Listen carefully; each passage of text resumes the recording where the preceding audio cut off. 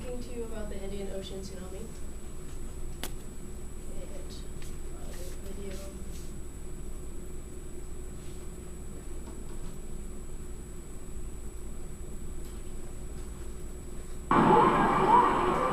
Penang, Malesia, 26 dicembre. Il muro d'acqua si vede in lontananza, si avvicina alla costa, alla spiaggia. Tra lo stupore dei turisti prima e la paura poi, l'onda gigante si abbatte sulla terraferma.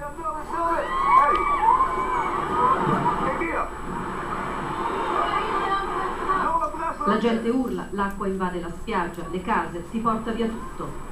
Sono le prime e finora uniche immagini del terremoto e maremoto che il giorno di Santo Stefano hanno colpito il sud-est asiatico. La furia e la potenza dell'acqua sono indescrivibili.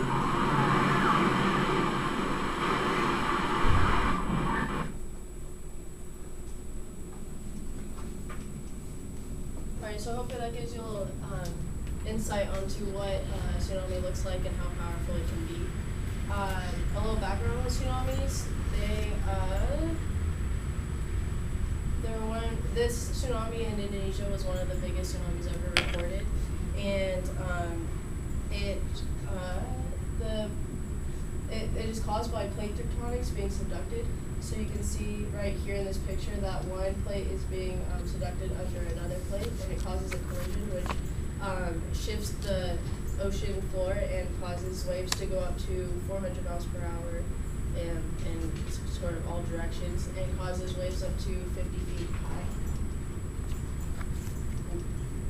So, since this was one of the deadliest tsunamis ever recorded, I kind of want to give you guys some awareness about this event. And I'm taking an oceanography class, so we learned about it, and I thought it was pretty interesting. So I kind of wanted to share it with you guys.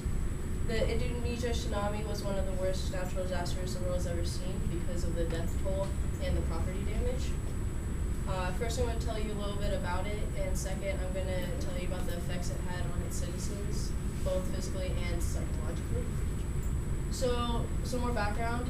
It was a 9.0 earthquake in the Indian Ocean right off of Indonesia, and it killed 150,000 people. One of the biggest reasons why it killed 150,000 people was because of the lack of a quick warning system. The surrounding countries, you can see the tan colors right here is the ones that were affected, and they didn't have a quick way of telling their citizens, that the tsunami was coming. So people were on the beaches and they just saw a huge wave coming. They had no idea. According to an article in 2004 published in the New York Times, they discussed this problem. The U.S. knew that the tsunami was coming, but they couldn't tell the countries fast enough and tell their citizens.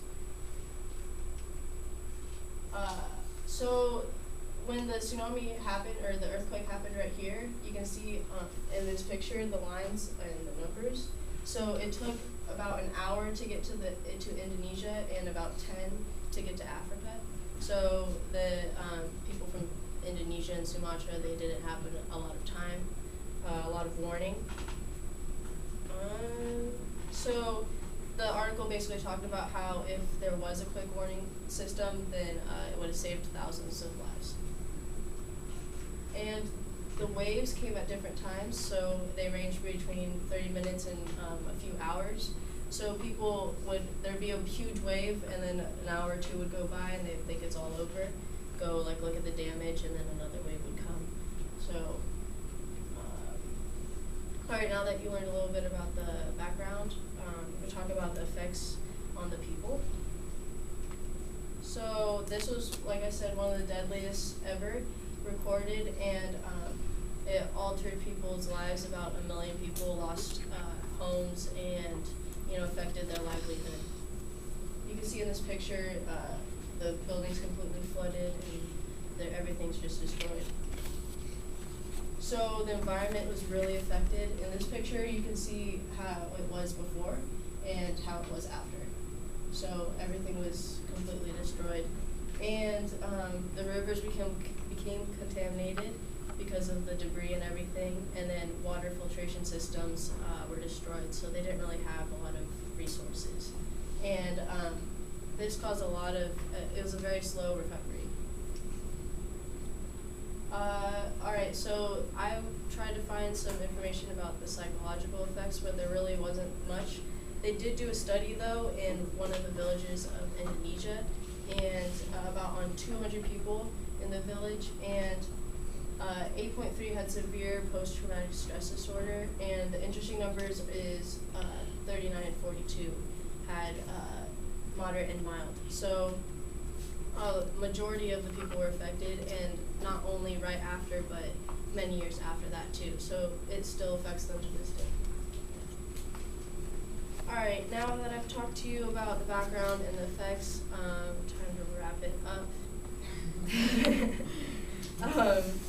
So this, like I said, was one of the deadliest and worst tsunamis, and because of the property damage, the death toll, and the environmental damage as well. So I just really wanted to show you guys the effects, and I know that it happened very far away, so it's kind of hard to, you know, put it into perspective and really understand what happened. So yeah.